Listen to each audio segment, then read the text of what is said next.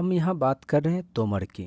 तो तोमर जो है वो उन्होंने उत्तर पश्चिमी भारत में राज किया था। तोमर का जो है शासन वो उत्तर पश्चिमी भारत में हुआ था। और तोमर की जो राजधानी थी वो थी दिल्ली। कहाँ थी तोमर की राजधानी? दिल्ली, जिसको कि तोमर दिल्ली का कहा जाता था। याद रखिएगा, ये एग्ज़ाम में पूछा हुआ है कि तोमर राजपूत को किसने हराया था? तो अजमेर के चौहान ने। तोमर राजपूत को किसने हराया था? तो अजमेर के चौहान ने।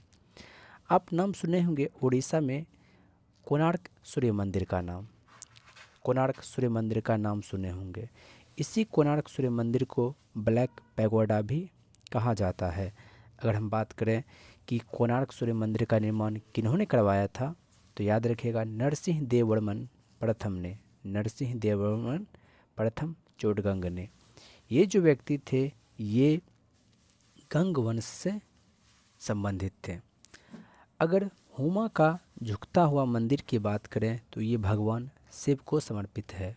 हुमा का जो झुकता हुआ मंदिर है वो किस भगवान को समर्पित है?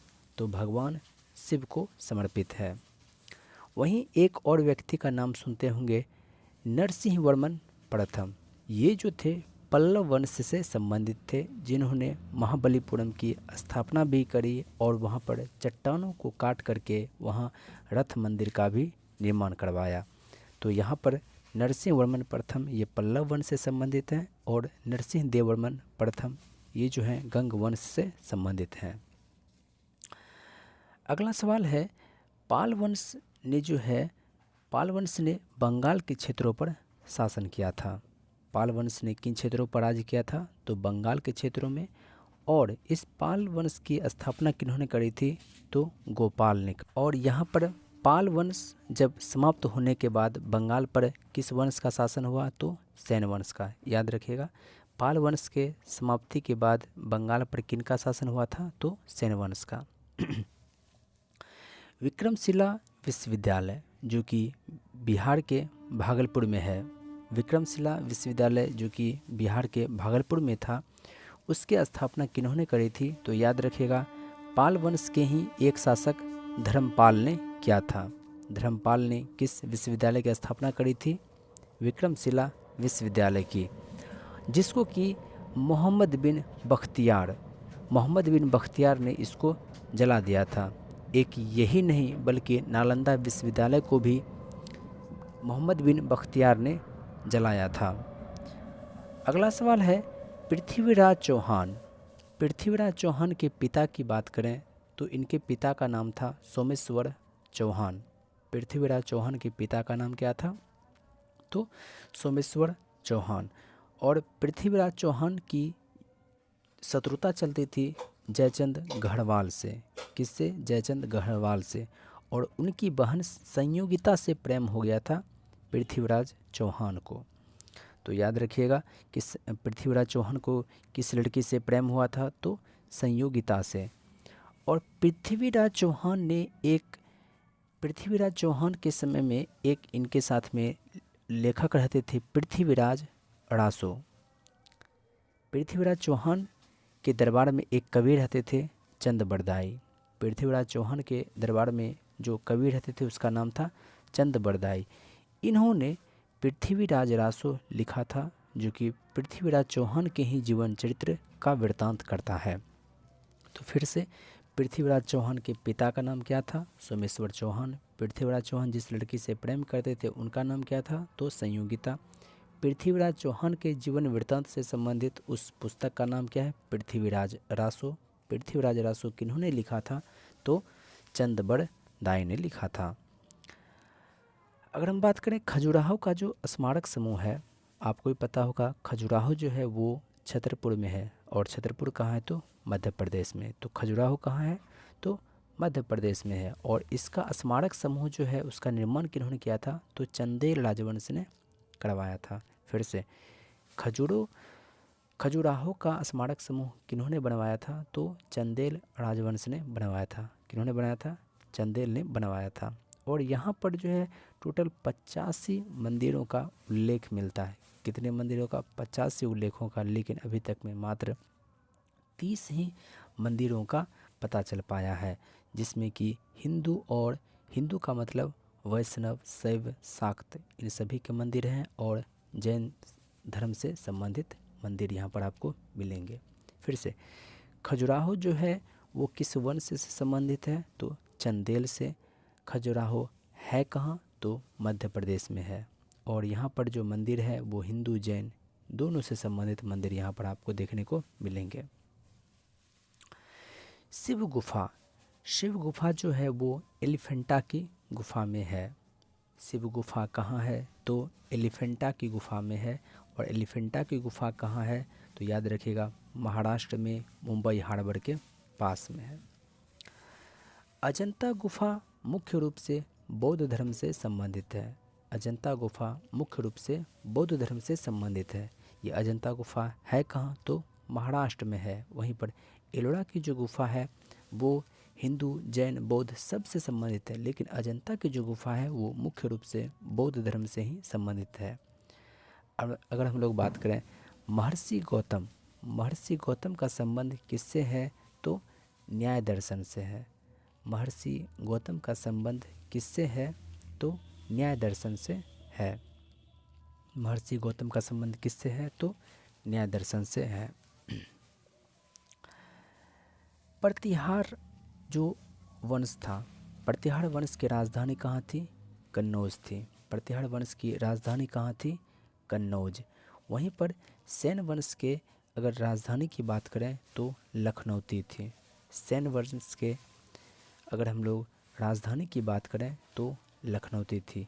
ये वही सेन है जो कि पाल वंश के बाद बंगाल प्रशासन करने के लिए आया था, जिसमें कि एक प्रतापी शासक हुए थे लक्ष्मण सेन, जिसके समय में जयदेव नामक एक व्यक्ति हुए थे जिन्होंने गीत गोविंद की रचना करी थी। आगे हम बात करें महिपाल की, तो ये पाल वंश से संबंधित हैं। महिपाल, इन्हीं को हराया था राजेंद्र चोल प्रथम ने, और इन्हीं को राजेंद्र चोल प्रथम ने हरा करके गंगईकोंड की उपाधि धारण करी थी। तो इस महिपाल के समय में एक व्यक्ति आया था अल-मसूदी। अल-मसूदी बगदादी था। अल-मसूदी कौन था, बगदादी था। अल-मसूदी कौन था, तो बगदादी था। किसके दरबार में आया था, तो महिपाल के दरबार में आया था। महिपाल के दरबार में एक संस्कृत कवि रहते थे। एक संस्कृत कवि महिपाल के दरबार में रहते थे, उनका नाम था राजशेखर। क्या नाम था, राजशेखर। इसके बाद यदि हम लोग यहाँ पर देखें कि होयसल, पांड्य, कादम्ब, होयसल, पांड्य, कादम्ब, ये सभी जो हैं दक्षिण भारत में इन लोगों का शासन था। होयसल, पांड्य, कादम्ब, इन सभी का जो अधिकार था वो दक्षिण भारत में इन लोगों का अधिकार था। किनका, होयसल, पांड्य, कादम्ब का। अगर हम लोग यहाँ बात करें हर्षवर्धन का, तो हर्षवर्धन की जो राजधानी थी पहले थी थानेश्वर। पहले कहाँ थी राजधानी, थानेश्वर, लेकिन थानेश्वर को हटा करके कहाँ कर दिया गया, कन्नौज कर दिया गया। हर्षवर्धन ने अपनी राजधानी थानेश्वर से हटा करके कहाँ कर दिया था, तो कन्नौज कर दिया गया था। और इसके समय में एक चीनी यात्री आए थे, वेनसांग। हर्षवर्धन के समय में चीनी यात्री आया हुआ था, वेनसांग। और वेनसांग के द्वारा लिखी गई एक पुस्तक है सी.यू. की। कौन सा पुस्तक है, सी.यू. की। किन्होंने लिखा था, तो वेनसांग ने लिखा था। किनके दरबार में आया था वेनसांग, तो हर्षवर्धन के दरबार में आया था। और वेनसांग को ही तीर्थयात्रियों का राजकुमार कहा जाता है। वेनसांग को क्या कहा जाता है, तीर्थयात्रियों का राजकुमार। और ये हर्षवर्धन है जिनका कि युद्ध हुआ था पुलकेशिन द्वितीय के साथ में। पुलकेशिन द्वितीय जो कि चालुक्य शासक था, उनके साथ में हर्षवर्धन का युद्ध हुआ था नर्मदा नदी के तट पर, जहाँ पर कि हर्षवर्धन की हार हुई थी। हर्षवर्धन के दरबार में एक कवि रहते थे, बाणभट्ट। बाणभट्ट कौन थे, तो हर्षवर्धन के ही दरबार में एक कवि थे। और इसी बाणभट्ट ने 2 पुस्तकों की रचना करी थी। कौन कौन सा पुस्तक, एक हर्षवर्धन के लिए हर्षचरित और दूसरा कादम्बरी। कौन कौन सा? हर्षचरित और कादम्बरी। एक बार फिर से हम इन सभी सवालों का रिवीजन कर लेते हैं। हर्षवर्धन ने अपनी राजधानी थानेश्वर से हटा करके कहाँ कर ली थी? कन्नौज कर ली थी। एक ह्वेनसांग कौन था? एक चीनी यात्री था। ह्वेनसांग कौन था? तो एक चीनी यात्री था जो कि हर्षवर्धन के दरबार में आया था। ह्वेनसांग के द्वारा एक पुस्तक लिखी गई थी जो थी CU की। ह्वेनसांग को एक उपनाम दिया जाता है, क्या? तो तीर्थ यात्रियों का राजकुमार। हर्षवर्धन का युद्ध हुआ था चालुक्य शासक पुलकेशिन द्वितीय का। कहाँ पर? तो नर्मदा के तट पर हुआ था, जिसमें कि हर्षवर्धन की हार हुई थी, पुलकेशिन द्वितीय की जीत हुई थी। हर्षवर्धन के दरबार में एक कवि रहता था जिसका नाम था बाणभट्ट। क्या नाम था? बाणभट्ट। और इन्होंने 2 पुस्तक लिखी थी, हर्षचरित और कादम्बरी।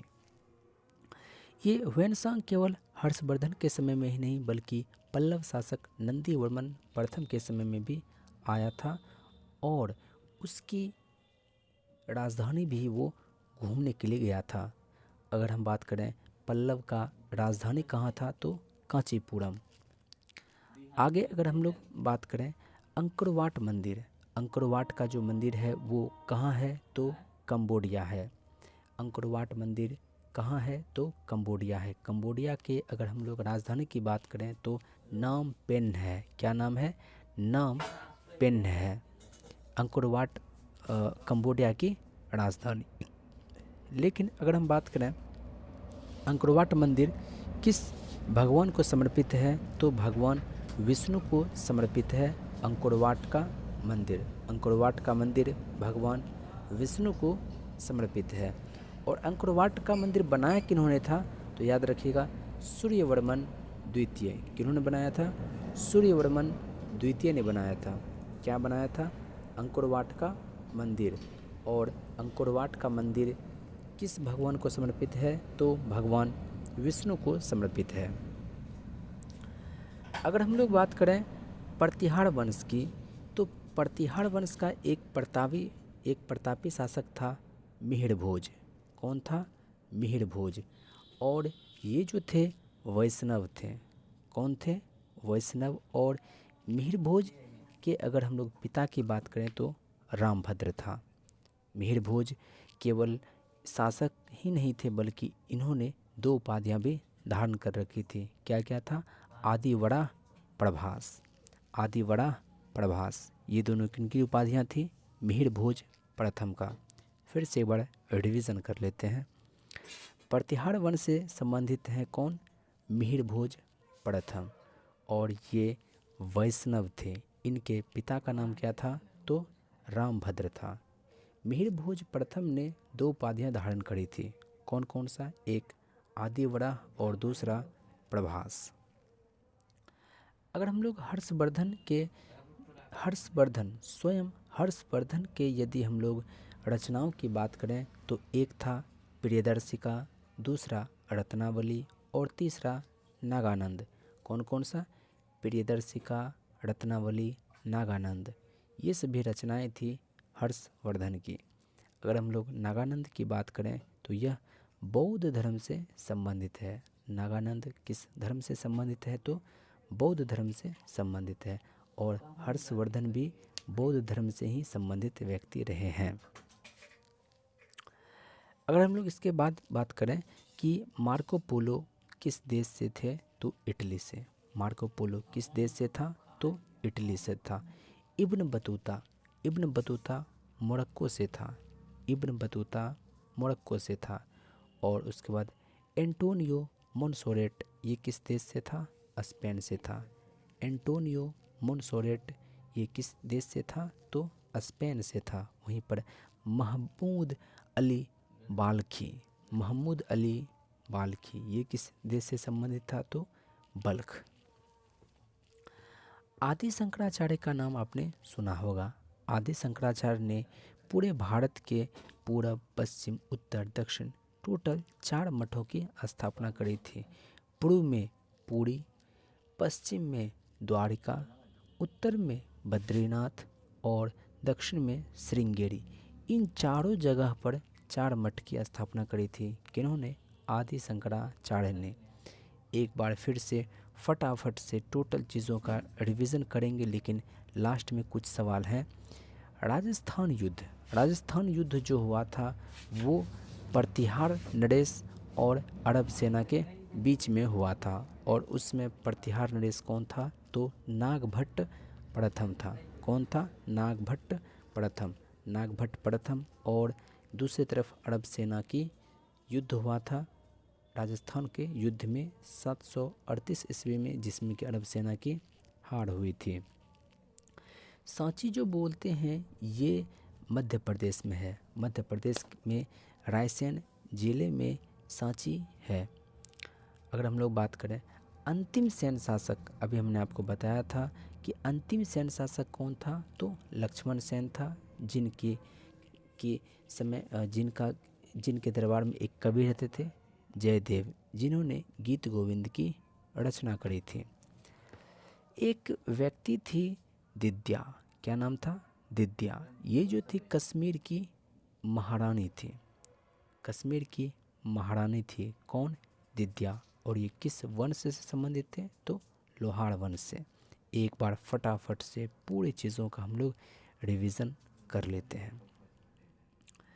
तोमर हमारे भारत के उत्तर पश्चिमी क्षेत्रों में थे, और जिसको कि अजमेर के चौहानों ने इसको पराजित किया था। तोमर की जो राजधानी थी वो दिल्ली थी, जिसको कि तोमर दिल्ली का कहा जाता था। अगर हम लोग कोणार्क शिव मंदिर की बात करें तो कोणार्क सूर्य मंदिर को ही ब्लैक पैगोडा कहा जाता है, जिसको कि नंदी देव वर्मन प्रथम ने बनवाया था। और ये नंदी देव वर्मन प्रथम जो है ये गंग वंश से संबंधित है। वहीं पर अगर हम लोग नंदी वर्मन प्रथम की बात करें तो ये पल्लव वंश से संबंधित हैं, जिन्होंने महाबलीपुरम की स्थापना करी थी। हुमा का जो झुकता हुआ मंदिर है वो भगवान शिव को समर्पित है। हुमा का जो झुकता हुआ मंदिर है वो भगवान शिव को समर्पित है। पाल वंश की बात करें तो इनका शासन जो था वो बंगाल पर था, और इस वंश की स्थापना गोपाल ने करी थी। पाल वंश के बाद सेन वंश का अधिकार था बंगाल पर। यदि हम लोग सेन वंश के अंतिम शासक की बात करें तो वो लक्ष्मण सेन था। लक्ष्मण सेन के दरबार में एक जयदेव नाम के कवि रहते थे, जिन्होंने गीत गोविंद की रचना करी थी।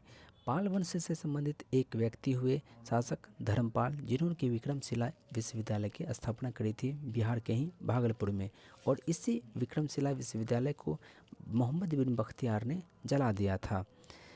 अगर हम लोग पृथ्वीराज रासो के पिता की हम बात करें तो पिता का नाम सोमेश्वर चौहान था, और पृथ्वीराज चौहान को जिस लड़की से प्रेम हुआ था उनका नाम संयोगिता था।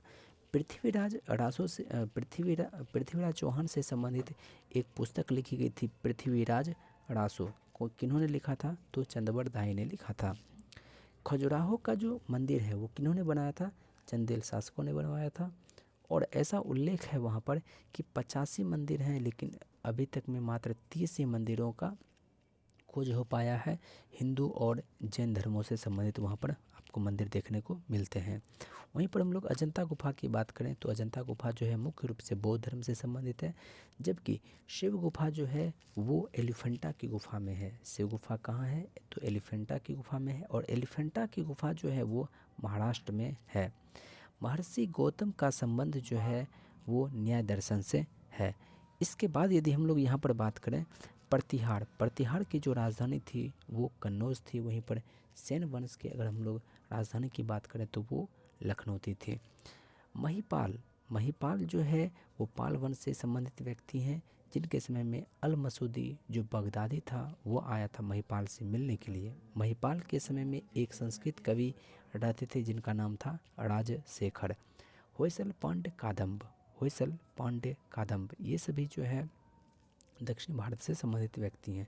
हर्षवर्धन ने अपना पहले राजधानी था थानेश्वर, लेकिन बाद में इसको कर लिया कन्नौज। हर्षवर्धन के समय में एक चीनी यात्री आए हुए थे जिसका नाम था हुएनसांग ने एक पुस्तक की रचना करी थी जिसको कहते हैं CU की। हर्षवर्धन को एक उपनाम दिया जाता है कि तीर्थयात्रियों का राजकुमार। हुएनसांग केवल हर्षवर्धन के समय में नहीं आया था, बल्कि हुएनसांग दक्षिणी भारत में भी पल्लव वंश के पास भी गया था। पल्लव वंश की जो राजधानी कांचीपुरम, वहाँ भी उन्होंने भ्रमण किया था। अगर हम लोग हर्षवर्धन की बात करें तो इनके समय में एक कवि थे बाणभट्ट। बाणभट्ट ने एक हर्षचरित और दूसरा कादम्बरी पुस्तक की रचना करी थी। हर्षवर्धन और चालुक्य शासक पुलकेशिन द्वितीय दोनों का आपस में युद्ध हुआ था नर्मदा के नदी के तट पर, जहाँ पर हर्षवर्धन की हार हुई थी। ये सभी सवाल आपके एग्जाम में पूछा हुआ, याद रखिएगा। अंकोरवाट का जो मंदिर है वो था कंबोडिया में। अंकोरवाट मंदिर कहाँ है? तो कंबोडिया में है, जिसको कि किन्होंने बनवाया था? तो सूर्यवर्मन द्वितीय ने बनवाया था। किन्होंने बनाया था? सूर्यवर्मन द्वितीय ने बनाया था। और ये जो अंकोरवाट का मंदिर है ये भगवान विष्णु को समर्पित है। किनको? भगवान विष्णु को समर्पित है। प्रतिहार वंश में एक शासक हुए थे मिहिर भोज। प्रतिहार वंश से संबंधित व्यक्ति कौन है? एक शासक मिहिर भोज। मिहिर भोज जो थे वो वैष्णव थे, जिनके कि पिता का नाम रामभद्र था। और मिहिर भोज प्रथम ने दो उपाधियां धारण कर रखी थी। कौन कौन सा है? एक आदिवड़ा और दूसरा प्रभास। आदिवड़ा और प्रभास। हर्षवर्धन ने भी 3 रचनाएं करी थी, प्रियदर्शिका, रत्नावली और फिर नागानंद। प्रियदर्शिका, रत्नावली, नागानंद। नागानंद जो है वो बौद्ध धर्म से संबंधित है। मार्को पोलो इटली से था। इब्न बतूता मोरक्को से था। एंटोनियो मेनसोरेट स्पेन से था। और महमूद अली बल्खी जो था वो बल्ख से संबंधित था। आदि शंकराचार्य ने पूरे भारत के चारों क्षेत्र में 4 मठ की स्थापना करी थी। पूर्व में पुरी, पश्चिम में द्वारका और उत्तर में बद्रीनाथ और दक्षिण में श्रृंगेरी। इसके बाद यदि हम लोग बात करें यहाँ पर राजस्थान युद्ध, राजस्थान का जो युद्ध है वो 738 ईस्वी में लड़ा गया था। प्रतिहार शासक प्रतिहार नरेश और फिर उधर अरब सेना। उसमें प्रतिहार नरेश कौन था? तो नागभट्ट प्रथम था, जिसमें कि अरब सेना की हार हुई थी। अगर हम लोग बात करें दिद्या, दिद्या जो थी वो कश्मीर की महारानी थी। और ये दिद्या जो है लोहाड़ा वंश से संबंधित थे। सांची, सांची जो मध्य प्रदेश में है और किस जिला में है? तो रायसेन जिला में है। अगर हम लोग अंतिम सेन शासक की बात करें तो लक्ष्मण सेन थे। और लक्ष्मण सेन के समय में जयदेव नामक एक कवि थे, जिन्होंने गीत गोविंद की रचना करी थी। साथियों, ये सभी सवाल आपका प्रीवियस क्वेश्चन में है, यानी कि दोबारा इन सभी सवालों के पूछे जाने का पूरा चांस बनता है। वीडियो के अंत तक बने रहने के लिए आपका बहुत बहुत धन्यवाद। शुक्रिया। जय हिंद।